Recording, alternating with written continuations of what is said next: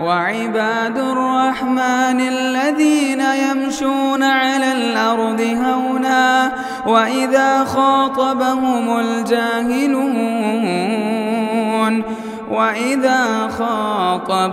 الجاهلون قالوا سلاما. الحمد لله رب العالمين والصلاة والسلام على أشرف الأنبياء والمرسلين وعلى آله وأصحابه أجمعين وعلى من تبعهم بإحسان إلى يوم الدين. أعوذ بالله من الشيطان الرجيم. بسم الله الرحمن الرحيم. قل يا أيها الكافرون لا أعبد ما تعبدون ولا أنتم عابدون ما أعبد ولا أنا عابد ما عبدتم ولا أنتم عابدون ما أعبد لكم دينكم ولي دين. انشاءاللہ آج ہماری تفسیر ہوگی سورۃ الکافرون. سب سے پہلے اس سورت کی جو فضیلت ہے وہ یہ ہے کہ حدیث میں آتا ہے کہ اذا اویت الی فراشک، جب تم سونے کے لیے آتے ہیں تو تم سورۃ کافرون پڑھو. سونے سے پہلے سورۃ کافرون پڑھو. کیوں؟ فإنها براءۃ من الشرک. گویا کہ اگر آپ سونے سے پہلے سورۃ کافرون پڑھیں گے، شرک کو نیگلیکٹ کرتے ہوئے آپ سوتے ہیں، شرک سے نفرت کرتے ہوئے آپ سوتے ہیں. اگر اس رات اگر ہماری وفات ہو جائے تو توحید پر ہوگی انشاءاللہ. یعنی کہ سورۃ کافرون سونے سے پہلے جو نا یہ سورت پڑھے، اگر اس رات اگر ہماری وفات ہو جائے تو کس پر ہوگی؟ توحید پر ہوگی. دوسری جو فضیلت ہے وہ یہ ہے کہ ربع القرآن، اگر آپ 4 مرتبہ سورۃ کافرون پڑھیں گے تو یہ قرآن پڑھنے کے برابر اللہ تعالیٰ آپ کو ثواب دیں گے. 4 مرتبہ آپ کو پڑھنا چاہیے سورۃ کافرون. پڑھیے، چلتے پھرتے پڑھتے رہیے، 4 مرتبہ سورۃ کافرون پڑھیے، یہ قرآن پڑھنے کے برابر ثواب ملے گا. تیسری جو بات ہے کہ آپ سب نوافل میں سورت کا اہتمام کرتے ہیں. نفل نماز جیسا کہ مغرب کے بعد 2 رکعت سنت ہے، اس میں آپ سب سورۃ کافرون سورۃ اخلاص پڑھتے تھے. اسی طرح فجر کی 2 رکعت سنت ہے، اس میں سورۃ کافرون سورۃ اخلاص. یعنی کہ اس طرح آپ صلی اللہ علیہ وسلم جو نا سنتوں میں اس سورت کا اہتمام کرتے تھے. اس کے بعد اس سورت کا جو نام ہے جو ہمارے پاس جو مشہور ہے سورۃ الکافرون ہے.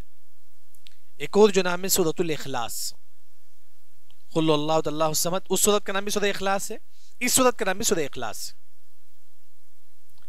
سورۃ کافرون کا ایک اور جو نام ہے سورۃ المشیقشہ. سورۃ المشیقشہ کیا مطلب ہے مشیقشہ کا؟ جیسا کہ بولتی ہے کہ ایک انسان بیمار ہے، ایک انسان کو بخار ہے، جب بخار کم ہو جاتا ہے تو گویا کہ قشقش الرجل، یعنی کہ اس سے بخار کم ہو گیا، اس سے بخار نکل گیا. یعنی کہ سورۃ مشیقشہ ہے، یعنی کہ اگر آپ یہ سورت پڑھیں گے گویا کہ آپ کے اندر سے شرک نکل جائے گا، آپ کے اندر سے شرک جو ہے نا نکل جائے گا. اس وجہ سے سورت کا ایک اور جو نام ہے سورۃ المشیقشہ. یعنی کہ جو سورۃ کافرون پڑھے گا، اس پر عقیدہ رکھے گا تو انشاءاللہ جو نا اس کے اندر سے جو نا شرک نکل جائے گا. پھر اس کے بعد چلیے ہم لوگ اس سورت کی تفسیر دیکھیں گے. اصل یہ سورت کب نازل ہوئی کہ کچھ مشرکین آئے، آ کر کہنے لگے کہ محمد صلی اللہ علیہ وسلم آپ 1 سال ہماری بت کی عبادت کرو، ہم 1 سال اللہ کی عبادت کریں گے. یعنی کہ کافروں نے کہا کہ محمد صلی اللہ علیہ وسلم آپ 1 سال بت کی عبادت کرو، ہم اللہ کی عبادت کریں گے. آپ سب خاموش رہے یہاں تک کہ سورۃ کافرون نازل ہوتا ہے کہ قل، اے نبی آپ کہہ دو، یا ایھا الکافرون، اے کافروں، لا اعبد ما تعبدون، اے کافر میں کبھی بھی بت کی عبادت نہیں کروں گا، کبھی بھی عبادت نہیں کروں گا. یعنی کہ یہاں آپ دیکھیے کہ قل، اے نبی آپ کہہ دو، یا ایھا الکافرون، اے کافروں. یا عربی زبان میں کوئی انسان مسجد سے باہر ہے، مطلب دور ہے، اس کے لیے استعمال ہوتا ہے یا. یعنی کہ کوئی مسجد سے باہر ہے، اسے بولتے ہیں کہ یا زید، اے زید ادھر آؤ. جبکہ کافر قریب تھے ہمارے نبی سے، پھر بھی آپ سب نے کہا کہ یا ایھا الکافرون، اے کافروں. اصل میں کافر عقل سے دور تھے، عقل سے جو نا یہ کافر جو نا دور تھے، اس وجہ سے جو ہے نا کہا گیا کہ قل یا ایھا الکافرون، اے کافرون. دیکھیے آپ یہاں کافرون کا ذکر ہے، یہاں ہمارا جو عقیدہ ہونا چاہیے کہ کافر کو کافر سمجھنا ہر مسلمان پر واجب ہے. کافر کو کافر سمجھنا واجب ہے.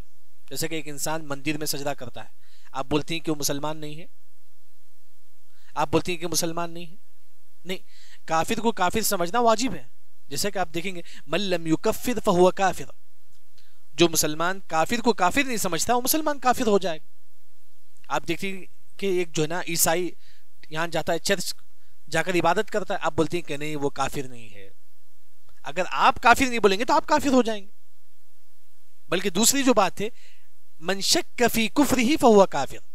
ایک مسلمان یہ بولتا ہے کہ یہودی کافر ہے کہ نہیں، کسی شک ہے، ہندو کافر ہے کہ نہیں، کسی شک ہے، تو مسلمان خود کافر بن جائے گا. یعنی کہ ہمارا عقیدہ یہ ہے کہ کافروں کو کافر سمجھنا واجب ہے.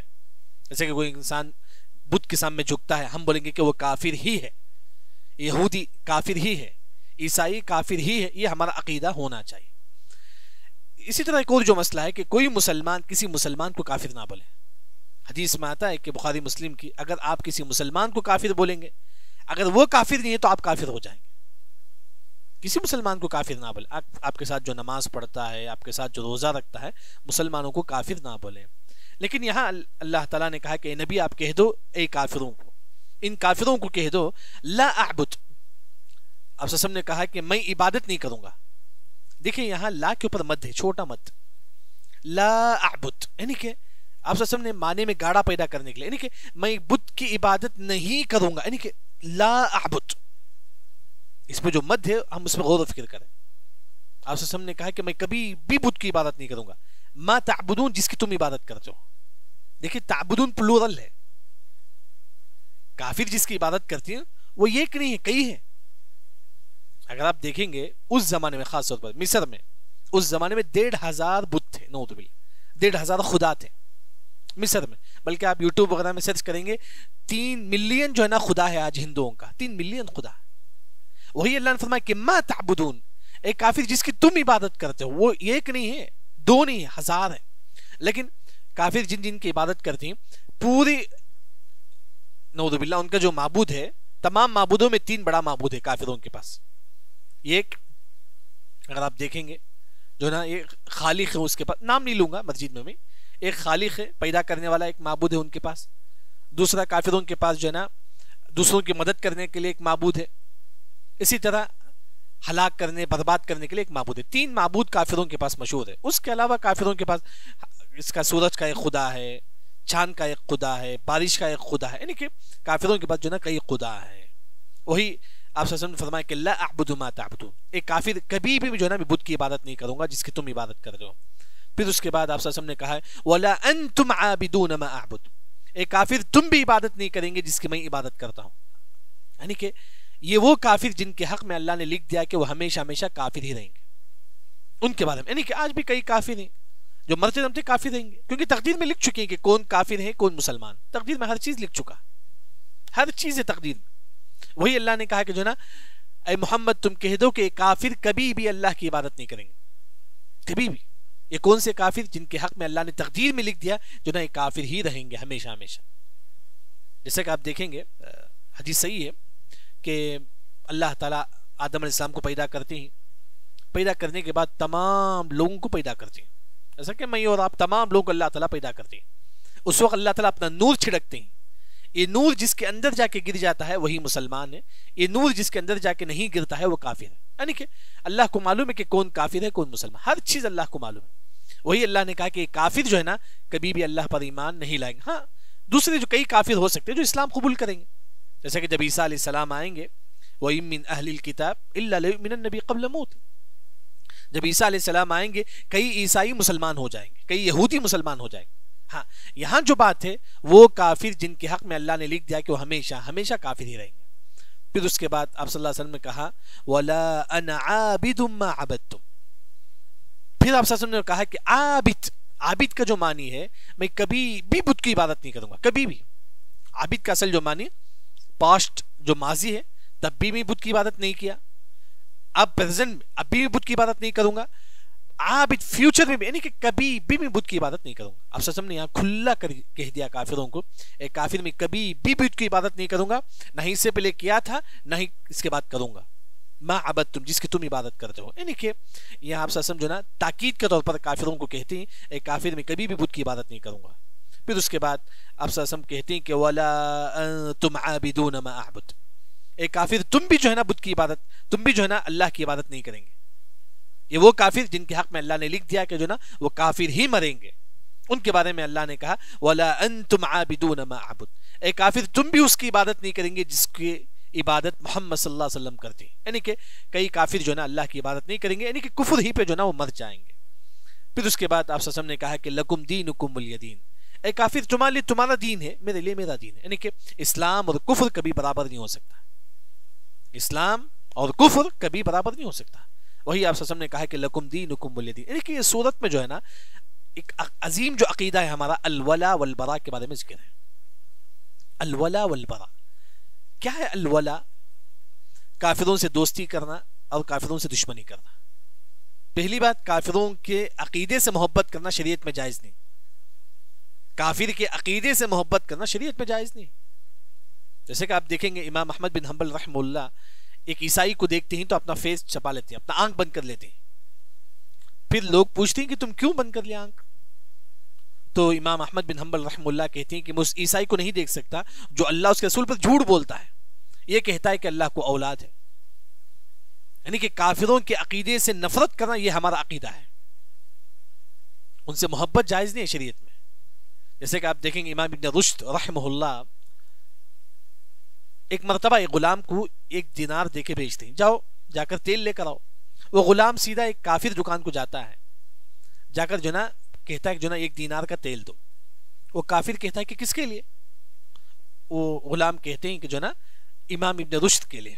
تو کافر بولتا ہے کہ امام ابن رشد بہت نیک ہی، اب 2 دینار کا تیل لے کر چل، 2 دینار کا تیل جو نا لے کر جاؤ۔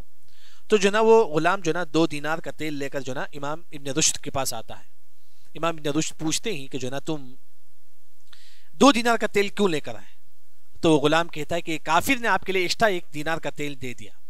تو امام ابن رشد کہتے ہیں کہ جاؤ 1 دینار کا تیل واپس کر دو، جاؤ 1 دینار کا تیل جو نا واپس کر دو، کہیں اس وجہ سے میرے دل میں کافر کی محبت نہ آ جائے، کہیں کافر 1 دینار ایکسٹرا تیل دیا جس وجہ سے میرے دل میں اس کی محبت نہ آ جائے۔ یعنی کہ کافروں کے عقیدے سے نفرت کرنا یہ ہمارا ایمان ہے، یہ ہمارا توحید ہے۔ اگر آپ کافر کے عقیدے سے محبت نہیں کریں گے، نفرت نہیں کریں گے، ہو سکتا ہے کہ آپ بھی کافر بن سکتے ہیں۔ جیسا کہ امام ابن قیم رحمہ اللہ ایک واقعہ نقل کرتے ہیں، ایک مؤذن تھے، اذان دیتے تھے۔ اس زمانے میں کیا تھا، مائک نہیں تھا، اوپر چڑھ کے اذان دیتے تھے، اوپر چڑھ کے اذان دیے۔ ان کی نظر ایک عیسائی عورت پر پڑی، اذان دینے کے بعد سیدھا عیسائی عورت کے پاس جا کر کہتے ہیں کہ میں تجھ سے شادی کرنا چاہتا ہوں۔ شریعت میں جائز ہے عیسائی عورت سے شادی کرنا، وہ جا کر شادی کر لیو، مؤذن ایک عیسائی عورت سے شادی کرتے ہیں۔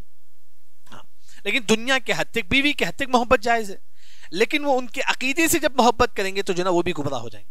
آخر میں مؤذن جو ہے نا نعوذ باللہ اس عورت سے اتنی محبت کی کہ آخر میں وہ مؤذن بھی کافر بن گیا، عیسائی بن گیا، مؤذن بھی عیسائی بن گیا۔ یعنی کہ ہمارا جو عقیدہ ہے کہ کافروں کے عقیدے سے نفرت کرنا، یہ ہمارا عقیدہ ہے۔